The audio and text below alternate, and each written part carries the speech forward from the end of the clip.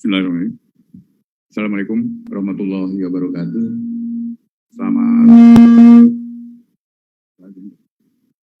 Selamat sore dan salam sejahtera buat kita semua. Rekan-rekan media yang saya hormati, pada kesempatan sore ini, tentunya di dalam bulan Ramadan, saya mengucapkan selamat menjalankan ibadah puasa. Semoga di dalam pelaksanaannya ibadah kita diterima oleh Tuhan Yang Maha Esa. Perlu saya sampaikan bahwa beberapa waktu yang lalu ada arahan Presiden Republik Indonesia terkait beberapa peristiwa yang menyentuh hajat hidup masyarakat. Sepertinya masalah kelangkaan minyak goreng. Kelangkaan ini menjadi perhatian Presiden, dan beliau menginstruksikan agar segenap pimpinan kementerian lembaga mengedepankan sense of crisis, sehingga setiap peristiwa yang terjadi dan menyangkut hajat hidup masyarakat luas dapat diberikan respon.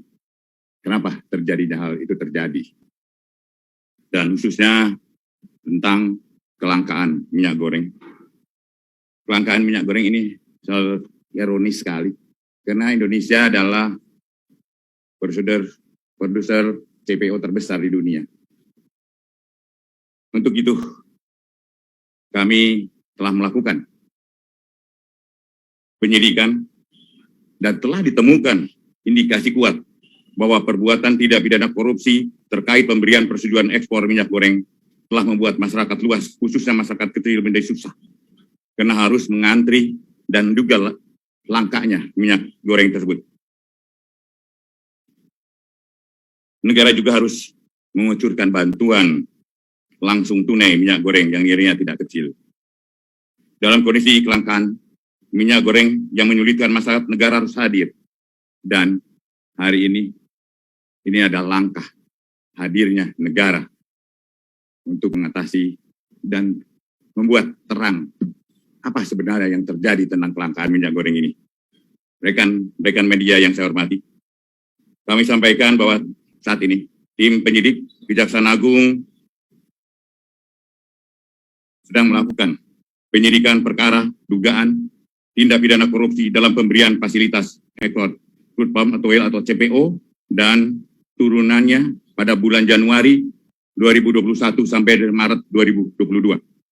Berdasarkan surat perintah Direktur Penyidikan Jaksa Agung Muda Tindak Pidana Khusus nomor PRIN 17/FD2/04/2020 tertanggal 4 April 2022.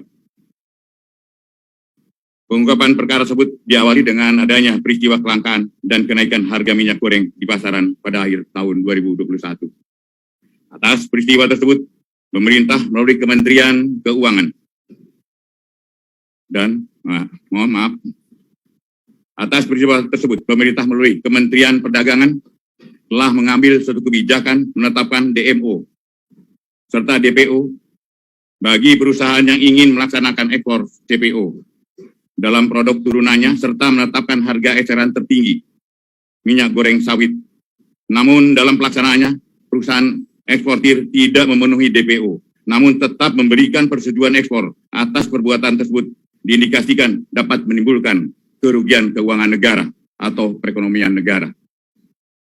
Berdasarkan laporan hasil penyidikan, ditemukan alat bukti permulaan yang cukup, yaitu kami telah memeriksa 19 orang saksi, 596 dokumen dan surat terkait lainnya, serta keterangan ahli. Dengan telah ditemukannya alat bukti yang cukup, yaitu minimal 2 alat bukti, sebagaimana dimaksud di dalam pasal 184 ayat 1 Kitab Undang-Undang Hukum Acara Pidana. Maka pada hari ini, Selasa, tanggal 19 April 2022, jaksa penyidik telah menetapkan tersangka dengan perbuatan melawan hukum. Yang dilakukan tersangka adalah 1. adanya permufakatan antara pemohon dengan pemberi izin dalam proses penerbitan persetujuan ekspor.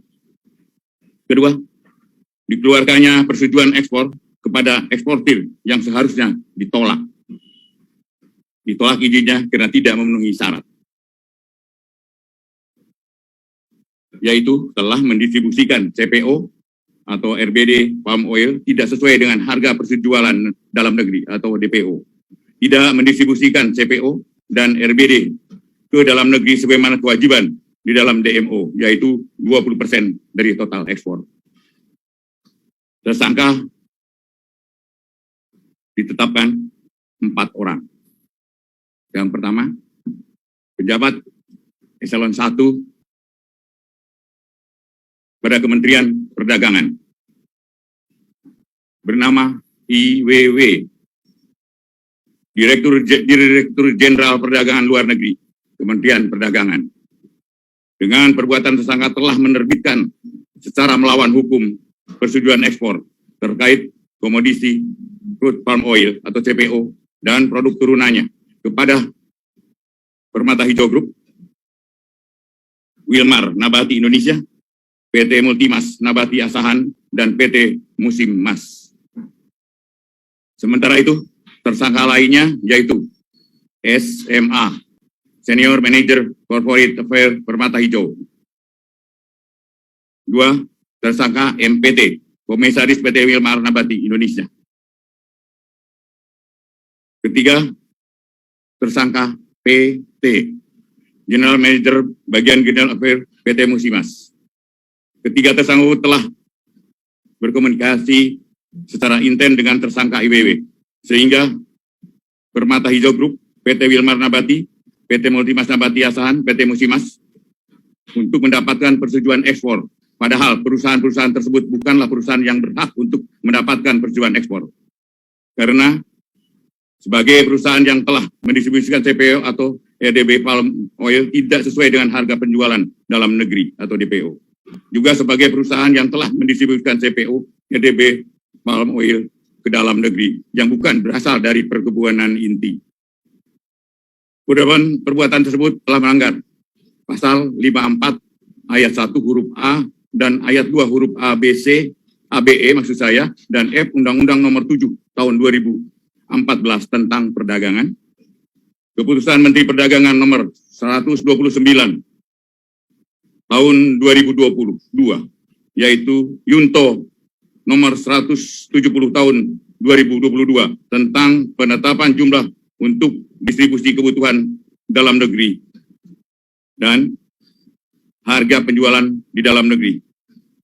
3. Ketentuan bab 2 huruf A, angka 1 huruf B, Yunto bab 2 huruf C, angka 4 huruf C, Peraturan Direktorat Jenderal Perdagangan Luar Negeri Nomor 02 Daglu Per 1 2022 tentang petunjuk teknis pelaksanaan kebijakan dan pengaturan ekspor CPO, RDB palm oil, dan UCO. Para tersangka dilakukan penahanan ditempatkan yang berbeda berdasarkan surat perintah penahanan Direktur Penyidikan. Yang pertama adalah IWW dan MPT. Masing-masing ditahan di Rutan Salemba, Cabang Kejaksaan Agung selama 20 hari. Terhitung mulai tanggal hari ini, 19 April 2022, sampai dengan tanggal 8 Mei 2020. Tersangka SMA dan tersangka PT masing-masing ditahan di Salemba, Cabang Kejaksaan Negeri Jakarta Selatan selama 20 hari, mulai hari ini 19 April 2022 sampai dengan 8 Mei 2022. Demikian proses penanganan perkara dimaksud.